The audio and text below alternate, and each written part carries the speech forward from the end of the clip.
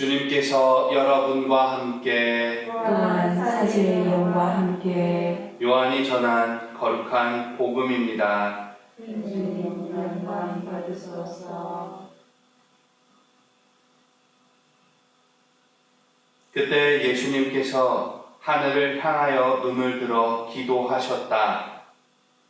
거룩하신 아버지, 아버지께서 저에게 주신 이름으로 이들을 지키시어 이들도 우리처럼 하나가 되게 해 주십시오. 저는 이들과 함께 있는 동안 아버지께서 저에게 주신 이름으로 이들을 지켰습니다. 제가 그렇게 이들을 보호하여 성경 말씀이 이루어지려고 멸망하도록 정해진 자 말고는 아무도 멸망하지 않았습니다. 이제 저는 아버지께 갑니다. 제가 세상에 있으면서 이런 말씀을 드리는 이유는 이들이 속으로 저의 기쁨을 충만히 누리게 하려는 것입니다. 저는 이들에게 아버지의 말씀을 주었는데 세상은 이들을 미워하였습니다. 제가 세상에 속하지 않은 것처럼 이들도 세상에 속하지 않기 때문입니다. 이들을 세상에서 데려가시라고 비는 것이 아니라 이들을 악에서 지켜주십사고 빕니다. 제가 세상에 속하지 않은 것처럼 이들도 세상에 속하지 않습니다. 이들을 진리로 거룩하게 해 주십시오. 아버지의 말씀이 진리입니다. 아버지께서 저를 세상에 보내신 것처럼 저도 이들을 세상에 보냈습니다. 그리고 저는 이들을 위하여 저 자신을 거룩하게 합니다. 이들도 진리로 거룩해지게 하려는 것입니다. 주님의 말씀입니다. 그리스도님 참여합니다.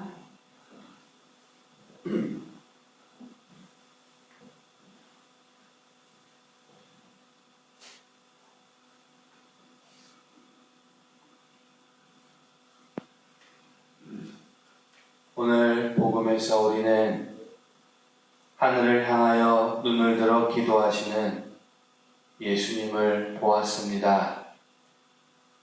뭔가 범접하기 힘든 경건함이 깃든 자리에서 깃든 그런 자리처럼 느껴지기에 예수님의 기도에 귀를 기울입니다.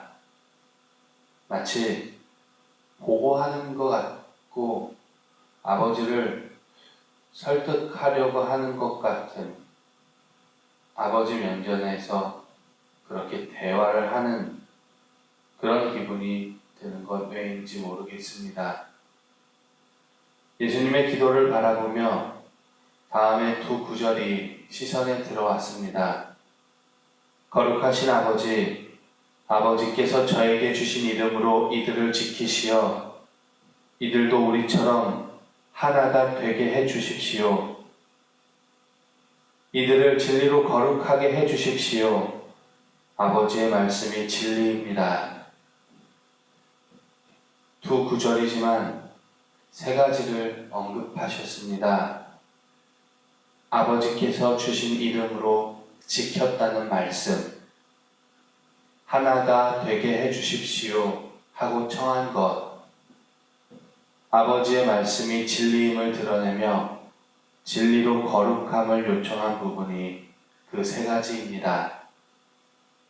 먼저 아버지께서 주신 이름으로 지켰다는 말씀에서 예수라는 이름, 여기서 나오는 힘과 은총을 생각하게 됩니다. 원래 예수라는 이름은 유대교 문화권에서 흔히 사용된 이름이고 그 뜻은 하느님께서 살리신다입니다. 그런데 예수님의 이름은 아버지 하느님께서 주신 이름이지요. 그러기에 이 이름에 깃든 보호자의 권능을 봅니다. 그러고 보니 지극히 거룩하신 예수 성령 기념일이 있습니다. 예수님의 이름을 기념하는 날인데요. 제2차 바티칸 공의회 이전에는 축일로 지내다가 현재는 기념일로 정해 보내고 있습니다. 이 기념일은 1월 2일과 5일 사이에 날짜를 정해서 보낸다고 합니다. 두 번째로 들어왔던 말씀, 하나가 되게 해주십시오 하고 기도했던 부분입니다. 주님과의 일치를 생각하며 이 말씀을 묵상하는데 갑자기 이 내면에서 하기 싫다는 울림이 좀 있었습니다. 일치하기 싫다. 이런 것들이 이렇게 떠올랐을 때 어째서 그런 의식이 내 안에서 들어와 솟아올랐는지 생각하게 됐습니다. 처음에는 흔히 혹시 어떤 공격이 있는 것은 아닌가 하는 생각도 들었는데 그것은 아닌 것 같습니다. 다음으로 내 안에 어떤 삐딱한 심정이 자리하고 있는데 그 모습을 잊고 있다가 묵상하면서 그것이 이 의식 수면 위로 떠오른 것이 아닌가 하는 생각이었습니다. 하나가 되면 내가 없어지고 나의 생각도 사라져버리고 결과적으로 나라는 존재가 일치, 하나라는 말 아래 묻혀버리는 것은 아닌가 라는 불안함 같은 의문, 이런 것들이 수면 위로 솟아올랐던 겁니다. 그래서 하기 싫다라는 울림이 있었던 거고요. 한데 곧 일치를 이루면 내가 사라지는 것이 아니라 유일하게 거듭날 수 있는 것임을 깨달았습니다. 성모님께서도 역사 안에 수많은 성인들이 주님과 일치를 이뤘을 때 그 존재가 사라진 것이 아니라 그 특성에 맞게 오히려 드러났습니다.